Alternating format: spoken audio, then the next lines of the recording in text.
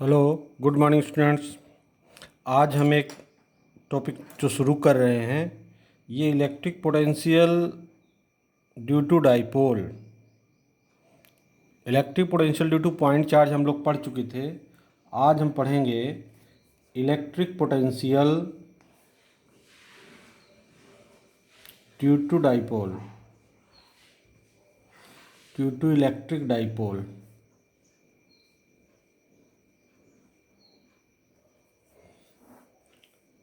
इसमें थोड़ा सा आपको डायग्राम से क्लियर करना है। पहले डायग्राम देखिए, फिर डायग्राम देखने के बाद आपको एक्सप्लेन करेंगे कैसे टॉपिक को आगे बढ़ाना है। आपने इलेक्ट्रिक फील्ड पढ़ा था डाइपोल के लिए, और इलेक्ट्रिक फील्ड जब डाइपोल के लिए पढ़ा था तो उसमें दो कंडीशंस हमने डिस्कस किया। फर्स्ट कंडीशन बाद axial position when the point where the electric field required on the axis of dipole, and the second case when the electric field required perpendicular to the axis of dipole।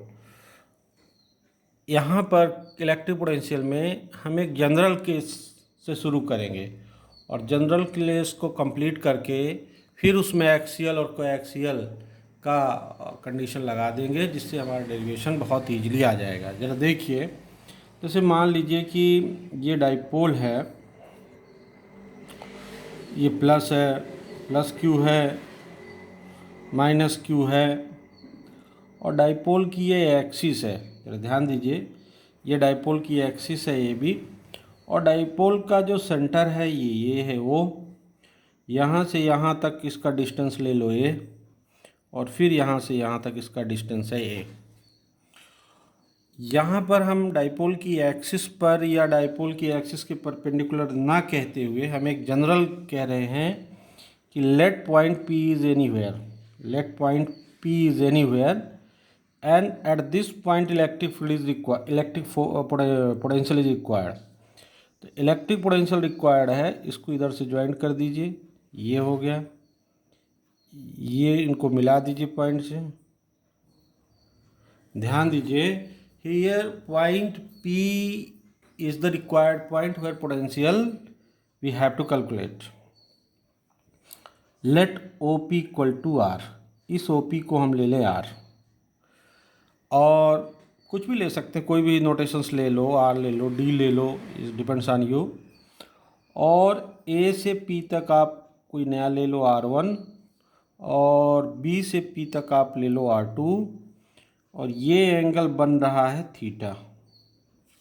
Means potential is required, potential is required at any point P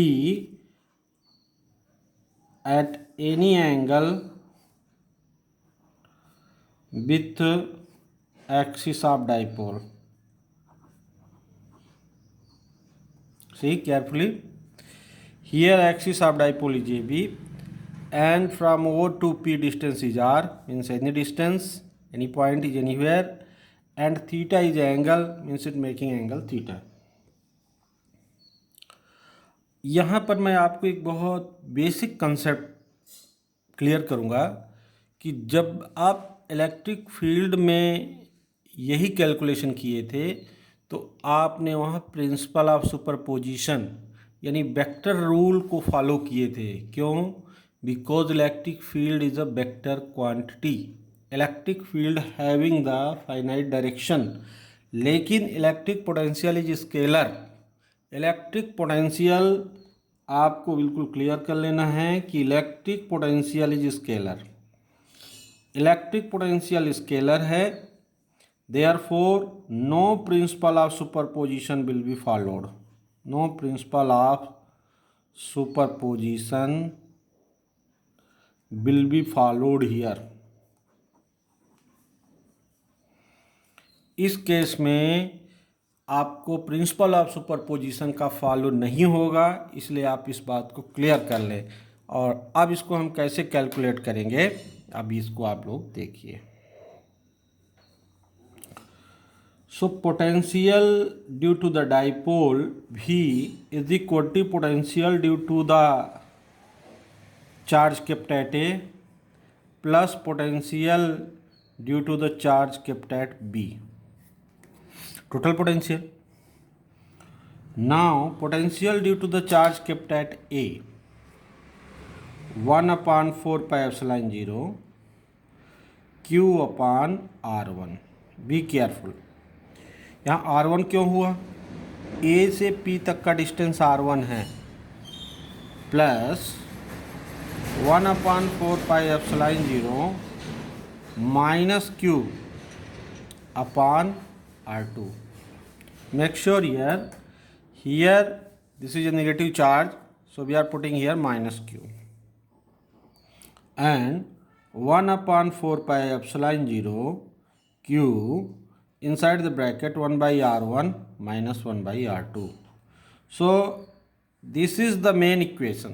Now you calculated the value, but we have to convert this value in the terms of electric potential, in the terms of electric dipole moment. So that's why we need a mathematical calculation. यहाँ हमें ज़रूरत क्या है? R1 और R2 की value हम calculate कर लेनी हाउ. तो R1 और R2 की वैल्यू को कैलकुलेट करने के लिए हम कुछ बेसिक मैथमेटिकल कंसेप्ट यूज़ कर रहे हैं जो सबसे सिंपल वाले हैं. अब उनको देखिए कैसे, वो तरीका मैं आपको बताता हूँ. सबसे पहले आप इसको आगे बढ़ा दीजिए, इस लाइन को आप आगे बढ़ा दीजिए. R1 आपको निकालना है. जब आपको R1 निकालना है तो यहाँ से एक परपेंडिकुलर डाल दीजिए. ये परपेंडिकुलर यहाँ डाल दीजिए और ये परपेंडिकुलर आप यहाँ डाल दीजिए. जी, तो R1 की वैल्यू, इसका कुछ नाम दे दो, C इसको दे दो, D इसको दे दो. अब यहाँ समझने की कोशिश करो. ये जो R1 है AP, this is equal to DP. अगर ये परपेंडिकुलर है तो ये लगभग बराबर है. और R2 की वैल्यू यानी BP की वैल्यू PC के बराबर है. इक्विवेलेंट है. एग्जैक्टली इक्वल तो हम नहीं बोल सकते, बट इक्विवेलेंट है. So we have to calculate this distance OD. OD क्या होगा? ये 90 डिग्री है, ये एंगल थीटा है, तो ये भी थीटा है. See carefully, this angle is theta, so that's why this is also equal to theta. और ये वाला साइड आपको बताओ क्या होगा? अगर ये ए साइड है तो ये वाला एंगल के साथ वाला हो जाएगा ए कास थीटा. और इस साइड देखो आप, ये साइड ए है और एंगल के साथ वाला साइड हो जाएगा ए कास थीटा. अब आप क्लियर कर सकते हैं क्योंकि O से P तक R है, P से C तक आप ये डिस्टेंस आप निकाल सकते हो, R माइनस ए कास थीटा हो जाएगा. तो अब हमें R1 और R2 की वैल्यू कैलकुलेट करनी है. और यही वैल्यू हम कैसे कैलकुलेट करेंगे, अब आप देखिए. इस डायग्राम का हेल्प लेना पड़ेगा. तो हम दूसरे पेज में लिखते हैं. ये दूसरे पेज में देखिए, यहाँ हम लिखेंगे कि from diagram AP is approximately equal to PD and PB is approximately equal to PC. This AP is equal to R1, this PB equal to R2, this is equal to, and what is the value of PD? PD equal to OP plus OD. This is equal to, and this R2 is equal to OP minus PC. So now you can write it. R1 is equal to R plus A cos theta. R2 equal to R minus A cos theta. Make sure here OD by from the diagram A cos theta and OC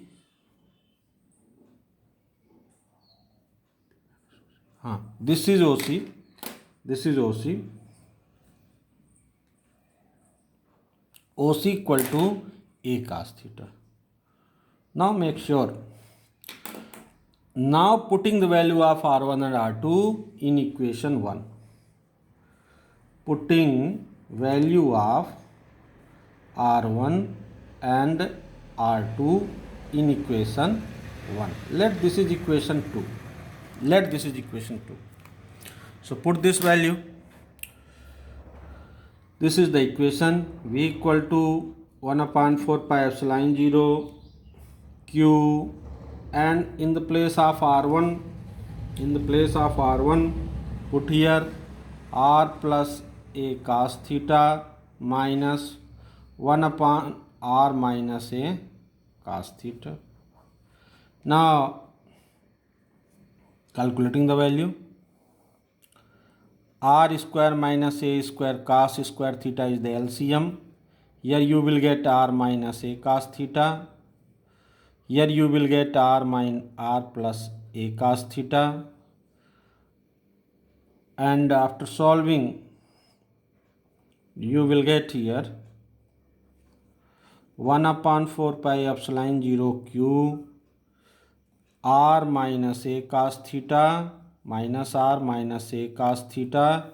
This is e upon R square cos square. R cancelled out.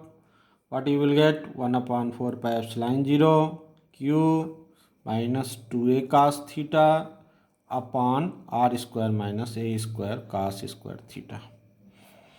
So you got here 1 upon 4 pi epsilon 0 2qa cos theta upon R square minus a square cos square theta.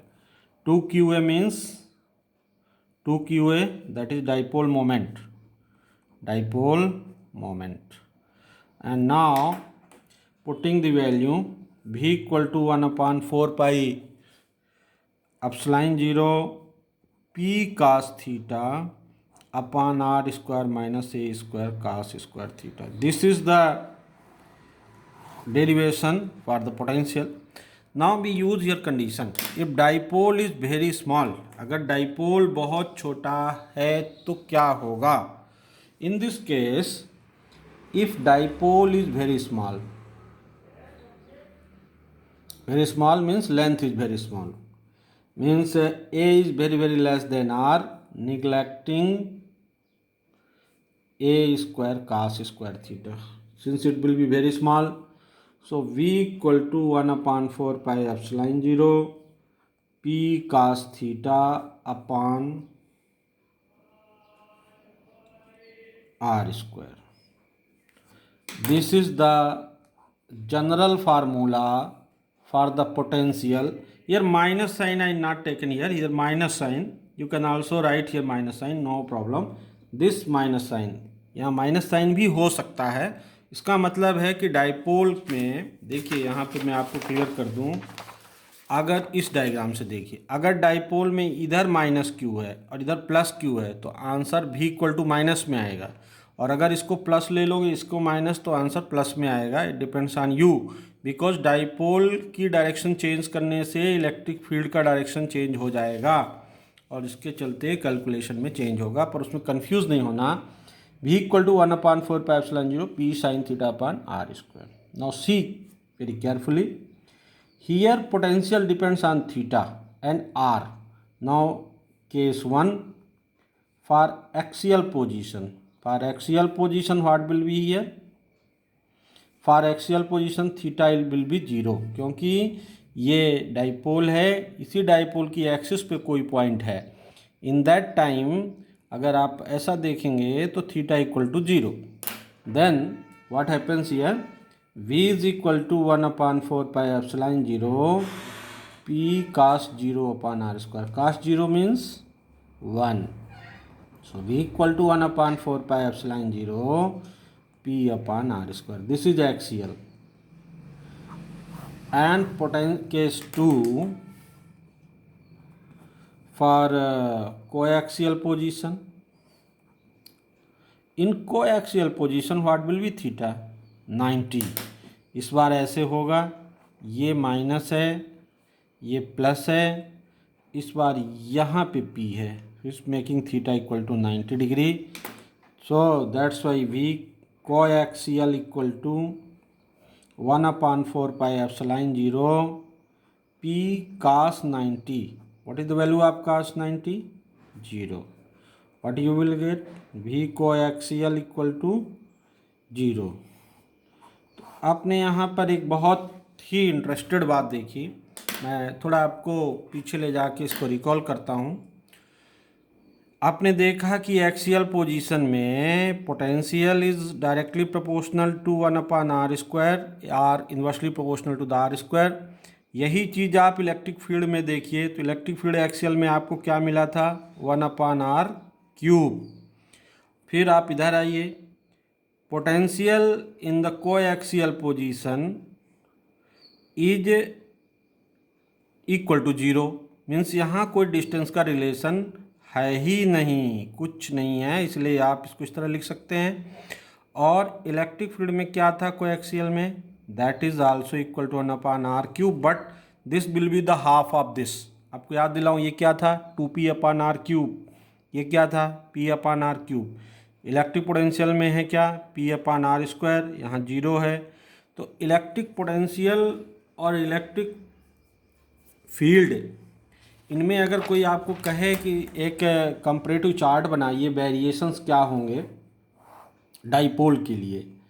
Dipole के लिए electric field and electric potential का comparative chart बनाइए with distance. कैसे बनेगा? हम ये axial position का बना रहे हैं, एक्सियल पोजीशन। तो देखियो, मैं इलेक्ट्रिक फील्ड ये बनाया, ये पोटेंशियल का हुआ,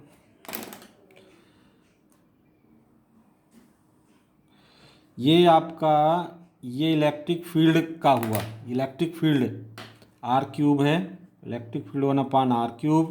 ये पोटेंशियल है v 1/r²। लेकिन ये दोनों एक्सियल के हैं। किसके हैं? एक्सियल के हैं। अगर आपको यही कहे कि अगर आपको यही कहे कि आप इसको कोएक्सियल में बनाओ, तो कोएक्सियल में क्या होगा? कोएक्सियल में एक ही मिलेगा, इलेक्ट्रिक फील्ड मिलेगा।